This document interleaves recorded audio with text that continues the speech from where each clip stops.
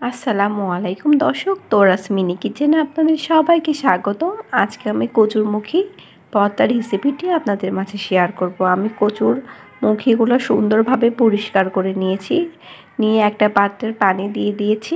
এটা সিদ্ধ করে নিতে হবে। মনে রাখতে হবে কচুরমুখীতে অনেক বালি লেগে থাকে, সে পর্যায়ে আমাদেরকে সুন্দর করে ধুয়ে নিতে হবে যাতে কোনো বালি না থাকে। আমাদের সিদ্ধ হয়ে গিয়েছে, আমি কচুরমুখীটা নেমে নিয়েছি। এখন আমি ছিলে নিচ্ছি। আপনারা অবশ্যই কচুরমুখীটা সুন্দর করে ধুয়ে নেবেন, 3-4 বার পানি চেঞ্জ করে নেবেন, তাহলে বালি ভাবটা চলে যাবে। যেহেতু এটা মাটিতে হয় সেক্ষেত্রে অনেক বালি থাকে, বালি থাকলে ভর্তাটা বালি বালি হবে, তখন খেতে ভালো লাগবে না।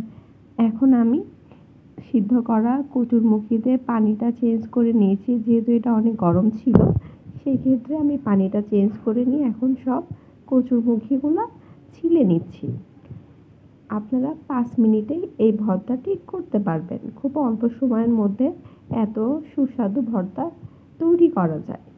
অবশ্যই আমার ভিডিওটি ভালো লেগে থাকলে লাইক, কমেন্ট, শেয়ার করতে ভুলবেন না। আমাকে সবাই সাপোর্ট করবেন, আমার জন্য সবাই দোয়া করবেন, বেশি বেশি লাইক কমেন্ট করবেন। এভাবে আমি সম্পূর্ণ কচুরমুখীগুলো ছিলে নিচ্ছি।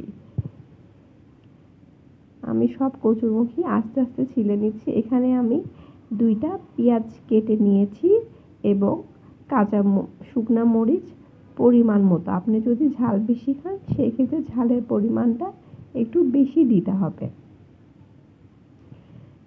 আমার কচুরমুখীগুলো ছেলা হয়ে গিয়েছে। এখন এখানে আমি শুকনা মরিচ অ্যাড করছি। ঝাল সম্পূর্ণ আপনার উপর নির্ভর করবে। আপনি যদি বেশি ঝাল খান তাহলে বেশি মরিচ এখানে অ্যাড করবেন। আমি যেহেতু মিডিয়াম ঝাল খাই সেই ক্ষেত্রে আমি ঝালের পরিমাণটা একটু কমিয়ে দিচ্ছি।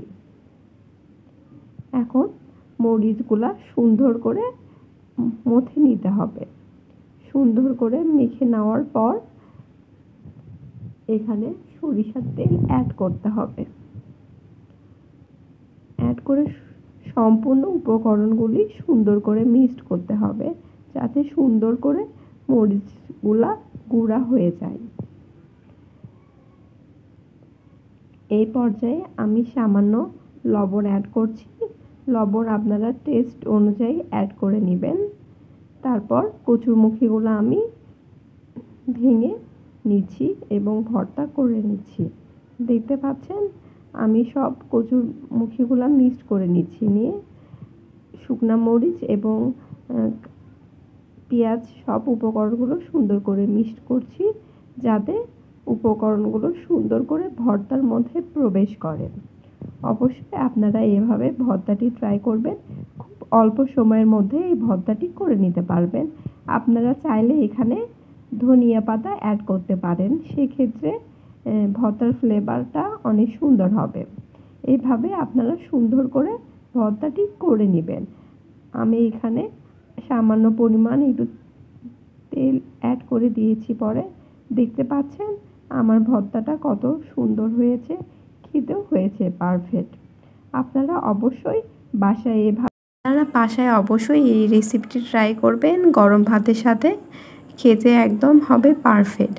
প্লিজ আমার ভিডিওটি ভালো লেগে থাকলে লাইক, কমেন্ট, শেয়ার করতে ভুলবেন না। সবাই আমার জন্য দোয়া করবেন, আমাকে বেশি বেশি সাপোর্ট করবেন এবং সবাই ভালো থাকবেন। আসসালামু আলাইকুম, আল্লাহ হাফেজ।